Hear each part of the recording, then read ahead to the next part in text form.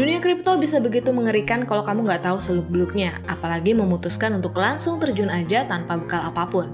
Tips yang akan AMMC bagi sebentar lagi ini adalah tips umum yang bisa dibagikan oleh mereka yang udah punya pengalaman lama berkecimpung di dunia kripto. Jadi bisa jadi rambu-rambu buat kamu yang berencana nyemplung di dunia kripto dalam waktu dekat.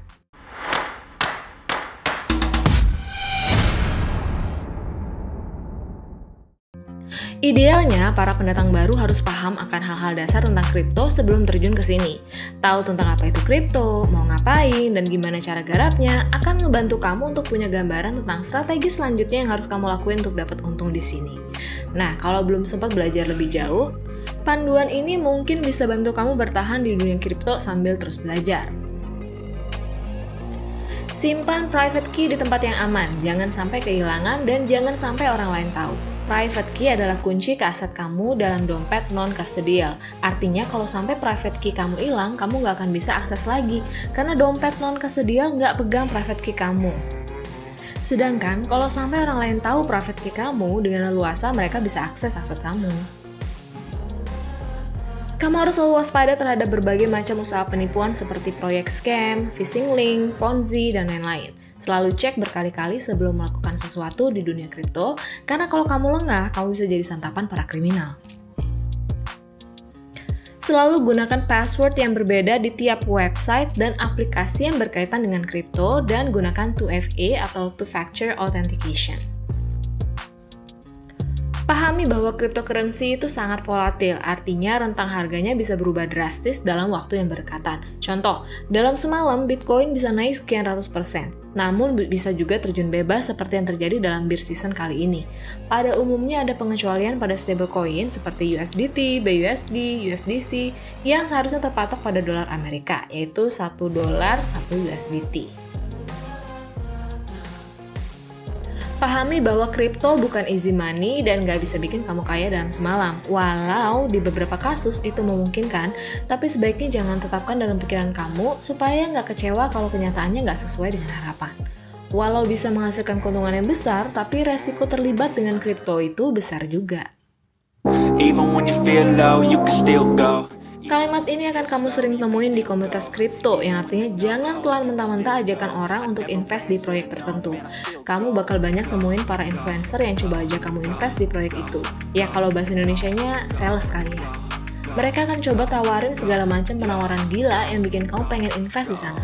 Jangan termakan iklan. Kalau sesuatu itu kayaknya kok mendekati sempurna, semua kelihatan bagus, mengawang-awang, justru kita harus waspada. Ingat, fundamental suatu proyek itu penting. Kalau dia punya kegunaan yang bisa digunain di dunia nyata, itu keren banget. Kalau dia udah punya produk nyata yang mau ditawarin ke investor, itu lebih baik lagi. Lampu hijau tuh. Boleh invest di meme coin atau shitcoin, tapi pahami resikonya dan tahu cara mengambil profitnya. Memang mudah dikatakan ya, tapi ini emang udah seharusnya terjadi dan bukan sebaliknya. Jangan terjebak hype dan jangan masuk ke market kalau ternyata harga suatu koin itu udah ketinggian.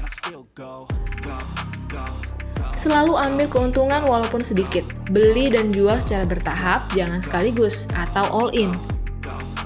Jangan serakah. Walau kadang nyesel nggak jual di harga tertinggi atau ATH, tapi dapat untung tuh lebih baik daripada nggak dapat apa-apa sama sekali, atau malah buntung. Lakukan diversifikasi portfolio, jangan taruh semua investasi kamu di satu keranjang, karena kalau satu proyek rugi, kamu bisa ambil untung di proyek lain dan kompensasi kerugian yang kamu alamin. Kalau kamu all in di satu proyek aja, bisa hilang semua ketika proyek itu hancur. Jangan panik, entah itu panic buying atau selling. Jangan terburu-buru mengambil keputusan, selalu pikirkan dengan pikiran yang jernih. Jangan sampai frustrasi mendorong kamu melakukan hal-hal yang bisa merugikan.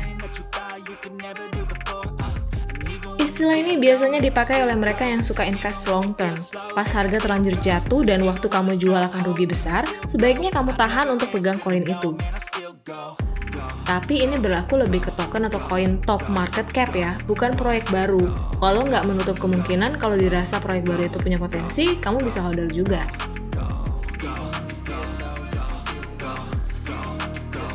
Artinya invest sesuai uang yang kamu siap lepaskan. Kalau kamu siap kehilangan 1 juta, ya invest 1 juta. Selain itu, pakai uang yang bukan untuk keperluan sehari-hari alias uang cadangan. Dan jangan pinjam uang untuk invest di kripto, apalagi dipinjol. Berdasarkan pengalaman, siklus ini emang berpengaruh ke pergerakan harga. Misal nih, satu koin rumornya mau listing di Binance. Nah, siap-siap untuk beli koinnya pas rumor keluar, walau rumor itu belum tentu benar. Dan jual pas udah pasti emang beneran list. Kenapa? Karena kecenderungan di pasar ada pergerakan harga yang signifikan di sekitar event itu, dan kita harus bisa memanfaatkannya. Udah pada tahu tentang apa yang terjadi pada FTX kan? Well, itu sebenarnya bukan kasus pertama pada centralized exchange. Bertahun-tahun lamanya sejarah mencatat sisi negatif dari centralized exchange. Hack, pemilik itu scam, dan lain-lain yang mengakibatkan aset konsumen hilang. Kenapa? Karena bukan kita yang pegang private key-nya. Kita simpan uang kita di centralized exchange yang sebenarnya mereka punya kendali penuh atas aset kita. Belajar dari kasus-kasus itu, jangan simpan semua aset di exchanger, terutama centralized exchanger. Karena udah banyak kasus terjadi di mana aset hilang di CEX. Taruh aset di sana sesuai yang mau kamu tradingkan aja. Whales atau mereka yang bermodal besar bisa menggerakkan harga, baik itu naik atau turun. Bahkan ada beberapa grup khusus di Telegram yang meminta komunitasnya untuk bisa memanipulasi harga pasar. Jangan terjebak dalam skema itu. Ketika dirasa harga udah terlalu tinggi, lebih baik jangan masuk. Pastikan selalu sediakan uang fiat atau paling enggak stablecoin. Jangan jadikan aset kripto yang volatil semua. Jadi pas ada kesempatan beli di harga murah, kamu bisa beli bertahap dengan uang fiat. Pelajari sejarah apa aja yang udah terjadi di kripto selama 14 tahun belakangan. Jadi kamu bisa lihat pola yang terjadi dan siklus yang mungkin berulang untuk bangun strategi kamu sendiri. Sensitif terhadap isu, rumor, dan berita yang mungkin berdampak pada dunia kripto. Pastikan punya sumber berita yang reliable. Kalau perlu selalu cross-check dengan sumber berita lain. Manfaatkan ketiganya untuk bisa mengambil profit. Nah, itu tadi beberapa hal yang mungkin bisa bermanfaat buat kamu yang baru akan atau mungkin udah terjun ke dunia kripto.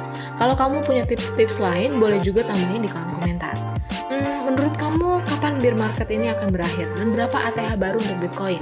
Share di kolom komentar ya, dan kita ketemu lagi di video berikutnya.